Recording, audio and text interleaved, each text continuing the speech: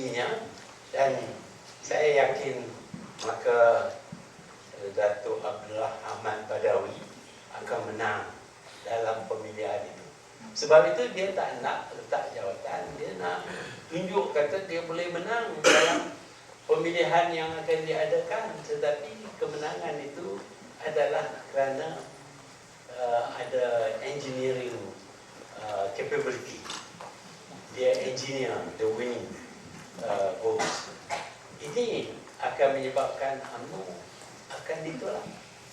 Selagi dianya menjadi Perdana Menteri, saya yakin mereka yang sudah tidak suka kepada tingkah lakunya, keutamaan yang diberi kepada keluarganya dan sebagainya, mereka itu dalam mesyuarat UMNO, mungkin wakil-wakil ke mesyuarat UMNO itu akan memilih Pak Lah.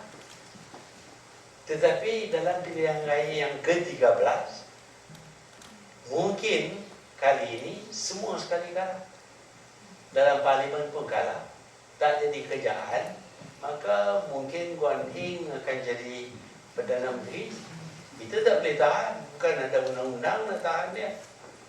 Yalah, Anwar fikir dia akan jadi Perdana Menteri, tetapi orang PAS pun peringin juga. Orang DAP pun teringin juga. Mereka bukan sayang sangat kepada Anwar, tapi convenient untuk dia ada di situ. Jadi saya tak fikir Anwar akan jadi the sole candidate to become Prime Minister if the opposition wins. It may be somebody else. Still, we will see. We will see. Kalau kita tak buat tindakan apa-apa sekarang ini, maka ini mungkinlah berlaku. Dan tanya kepada diri kita, apakah nasib kita setelah orang ini ambil alih?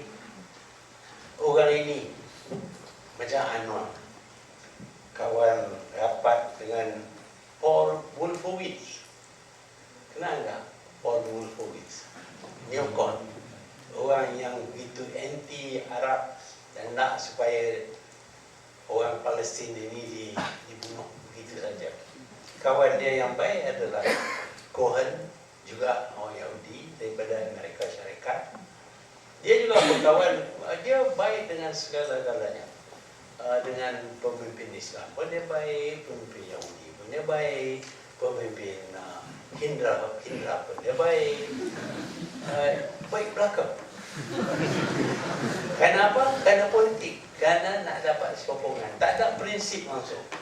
Tak ada prinsip. Kita ada prinsip. Ini perjuangan kita berpegang kepada prinsip ini. Kalau awak sambut prinsip ini, kita boleh berkawan. Kalau tidak, kita tak berkawan. Tapi orang ini berkawan dengan semua orang. Sebab itu dia boleh hidup dengan DAP, dia boleh hidup dengan PAS juga. Dan sekarang ini dia boleh hidup dengan Indra yang juga dia sokong. Kau selalu bau-bau ni dia marah sikit kepada saya tak tahu kenapa dia marah kepada saya. Saya dulu angkat dia jadi timbalan Perdana Menteri. Patutlah orang Melayu ni dia selalu buat satu udang budi. Apa dia patun kan Pulau Bandan jauh ke tengah, Mendai cabang 3.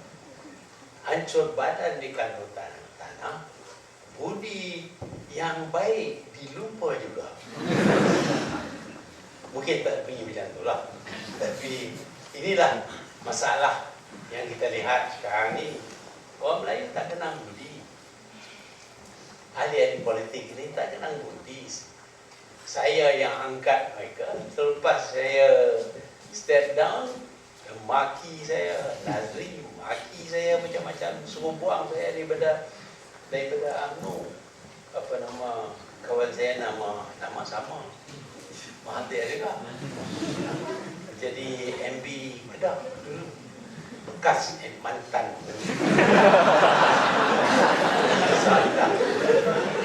Sedihnya orang cucu saya panggil saya Tok Dek. Dia pun Tok Dek juga. Dia pun cadang supaya saya dibuang daripada UMNO. Oh, jahatnya.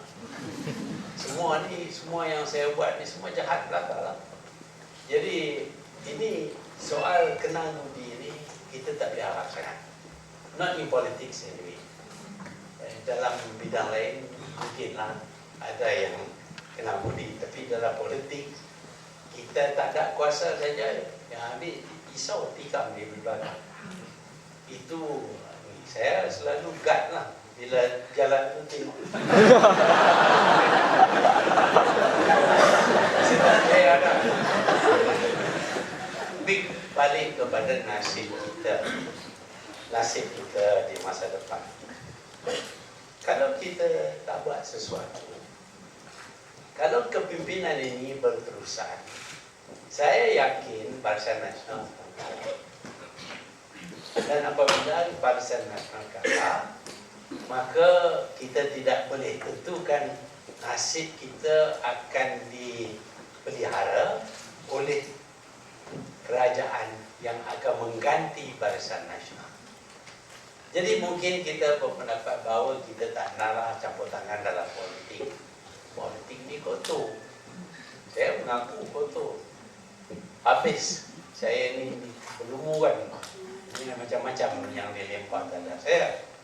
Tetapi kita nak pun kita mesti ambil bahagian dalam politik negara kita untuk menentukan nasib kita, untuk menentukan orang yang dipilih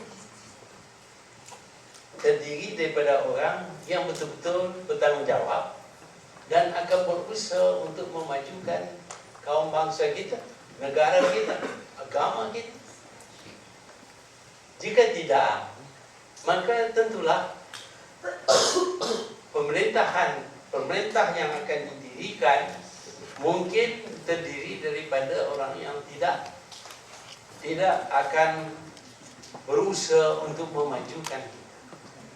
Di sini saya ingin sebutkan sedikit berkenaan dengan rasuah, corruption. Sekarang ini menjadi-jadi. Semua melihat bahawa pemimpin di atas terlibat dengan rasuah. Kenapa kami tidak boleh? Dan semua juga terlibat dengan rasuah.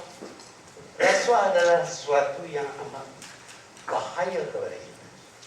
Kerana kita akhirnya akan menjual negara kita kerana nak dapat RM200 untuk satu undi.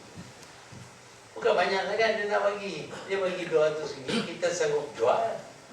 Dan kalau kita jual undi kita dengan begitu murah, mahal pun, kalau kita jual, kemudian nasib kita tidak akan dibela oleh kita lagi. Tidak akan dibela oleh pemimpin pilihan kita, tetapi akan dibela oleh pemimpin pilihan orang yang menyuap rasuah kepada kita.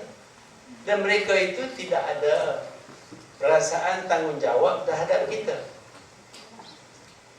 Mereka tentulah terdiri daripada orang yang ada duit banyak.